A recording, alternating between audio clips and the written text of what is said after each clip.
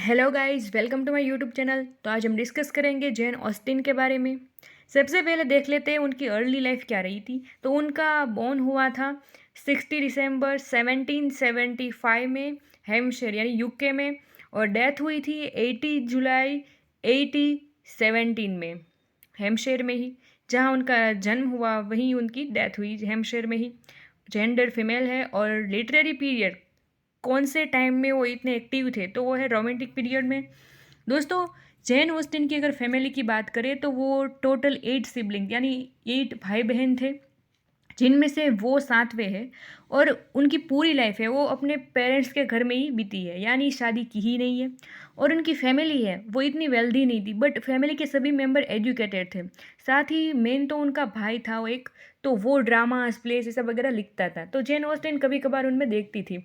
और फादर थे वो एक्टर थे, इसलिए घर का एटमॉस्फेयर आप सोच सकते हैं कैसा होता है। उस टाइम पर जो भी ड्रामा प्लेज वगैरह प्रचलित था, फेमस था, तो वो प्ले करते थे घर में। तो एटमॉस्फेयर एकदम लिटरेचर वाला था। तो स्वाभाविक बाबत है कि जैन ऑस्टिन है वो भी इस फील्ड में आगे बढ़ी होगी। लेकिन उनके टाइम पर उनको लिखने के लिए, पब्लिश करने के लिए बुक्स, ये सब काफ़ी स्ट्रगल भी करना पड़ा था, वो हम आगे देखेंगे। आगे की अर्ली लाइफ देखते हैं। उनकी एक सिस्टर थी कैसेंड्रा। देखो, वो 7-8 सिबलिंग्स थे, भाई बहन थे, तो कैसेंड्रा ही क्यों हम देखते हैं। कैसेंड्रा इसलिए बिकॉज कैसेंड्रा के साथ जेन ऑस्टिन का रिलेशन है वो काफ़ी बॉन्ड था, यानी एकदम अच्छा रिलेशन था, जितना फैमिली में उसके पेरेंट्स के साथ भी नहीं था, ऐसा रिलेशन था। और इसीलिए जब वो स्कूल जाती तो अपनी बहन के साथ जाती एबे स्कूल में, और जब आगे की पढ़ाई करना तय हुआ तो वो ऑक्सफोर्ड यूनिवर्सिटी में अपनी बहन के साथ गई थी। इसलिए काफ़ी बॉन्ड रिलेशन है। और जब वो दोनों अलग पढ़े तो जेन ऑस्टिन है वो अपनी बहन कैसेंड्रा को लेटर्स लिखती थी, और कैसेंड्रा अपनी बहन जेन ऑस्टिन को लिखती थी। और देखिए, मोस्ट ऑफली इन्फॉर्मेशन हमें कहाँ से मिलती है, तो ये दोनों के लेटर्स से ही मिलती है। कैसेंड्रा ने जो कोई भी लेटर लिखे हैं जेन ऑस्टिन को, और जेन ऑस्टिन ने जो कोई लेटर लिखे कैसेंड्रा को, तो उसी पर से हमें पूरी इन्फॉर्मेशन मिलती है। देखो, लेटर में क्या लिखती होगी, थोड़े दिन के बाद थोड़े दिन के बाद ऐसे लिखती है, तो कि मैं किस वर्क पर काम कर रही हूँ, मेरा जैसे कि प्राइड एंड प्रेजुडियस काम है, इस पर मैं वर्क कर रही हूँ, इतना कंप्लीट हुआ है, ऐसा सब कुछ वो कहती होगी। तो इसी पर से हमें पता चलता है कि इसने वर्क लिखे हैं। अब जैन ऑस्टिन के समय पर क्या था कि कोई फीमेल थी, वो अपना नाम दर्ज नहीं करवाती थी कोई बुक के पीछे, या फिर बुक पर उसने बुक लिखी है अच्छी है फिर भी वो अपना नाम नहीं लिखवाती थी। और कुछ कुछ राइटर्स तो ऐसे भी है उस टाइम पर, लेडीज़ राइटर, कि जिन्होंने अपना नाम है वो जेंट्स के जैसा रखा है। जैसे कि उनका नाम है और जेन ऑस्टिन यहाँ है, तो वो एग्जाम्पल के तौर पर ऐसा रखा नहीं था जेन ऑस्टिन ने, बट एग्जाम्पल के तौर पर वो जेम्स रख देती, यानी जेंट्स के नाम रखती थी इन शॉर्ट। तो यहाँ जेन ऑस्टिन ने क्या किया, उसने अपना नाम लिखा ही नहीं है। अगर सेंस एंड सेंसिबिलिटी ये बुक वो पब्लिश कराती, तो उसकी अगली जो वर्क थी तो उसका नाम लिखती कि ये वर्क के राइटर ने ये लिखा है। जैसे प्राइड एंड प्रेजुडियस लिखा है तो उसमें लिखती कि सेंस एंड सेंसिबिलिटी के राइटर है, उसने ये बुक है वो लिखा है, अपना नाम कहीं दर्ज नहीं करवाया है।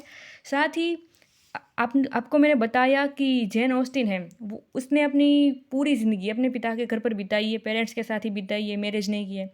दोस्तों, उस टाइम पर लेडीज़ को अपनी पसंद के हस्बैंड है, लाइफ पार्टनर है, वो चूज़ करने का पूरा मौका मिलता था। फिर भी उस टाइम पर 10 से 35% लेडीज़ ऐसी थी जिन्होंने शादी की ही नहीं थी, बिकॉज वो मानते थे कि हमारे आसपास ऐसा कोई अच्छा लड़का है ही नहीं जिसके पास अच्छा नेचर हो, वेल्थ हो, उसकी फैमिली अच्छी हो। तो इसीलिए वो अनमेरिड रहती थी। उसके बहन भी अनमेरिड है, वो भी अनमेरिड है। अब देखते हैं लिटरेरी फील्ड में उन्होंने क्या अच्छा किया है।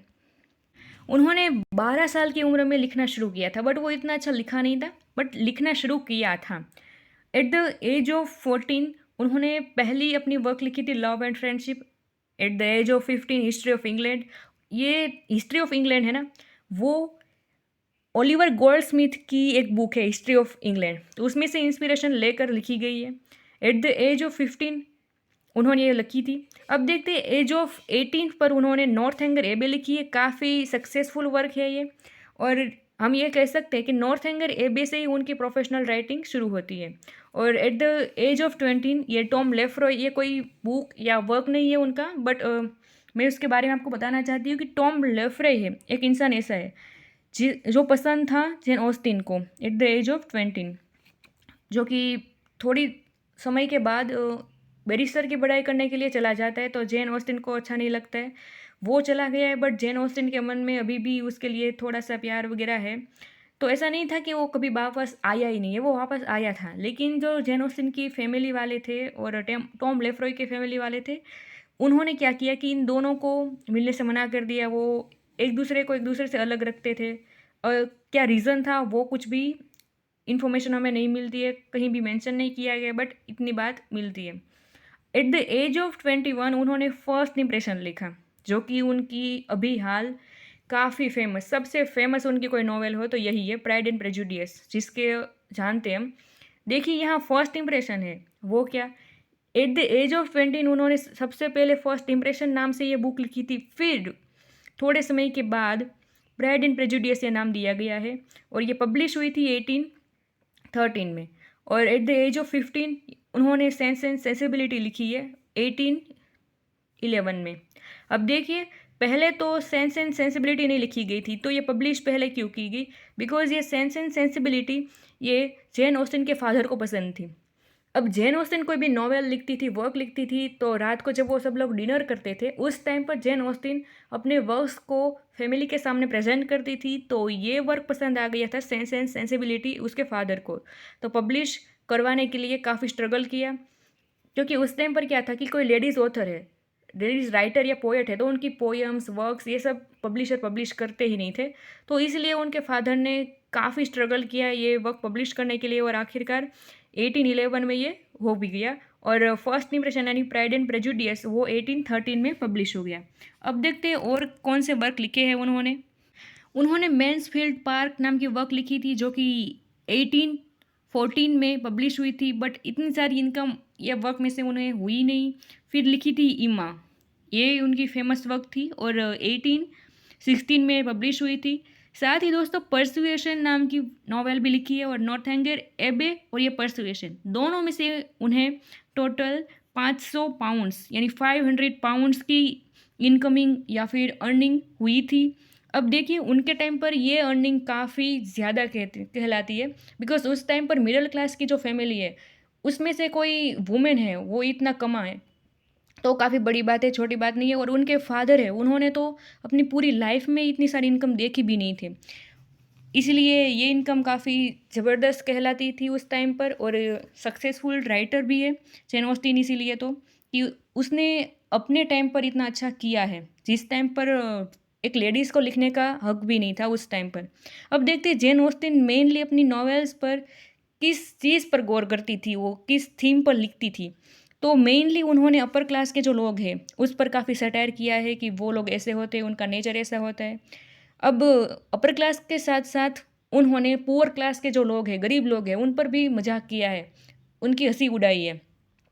और मिडिल क्लास के जो लोग हैं उसके तरफ उन्होंने एक सहानुभूति सिंपैथी दिखाई है, बिकॉज वो है मिडिल क्लास से बिलोंग करती थी इसीलिए। गाइस ये वीडियो ही खत्म होता है। अगर आपको वीडियो अच्छा लगा हो तो वीडियो को लाइक एंड शेयर कीजिए और चैनल को सब्सक्राइब कर दीजिएगा। Thank you.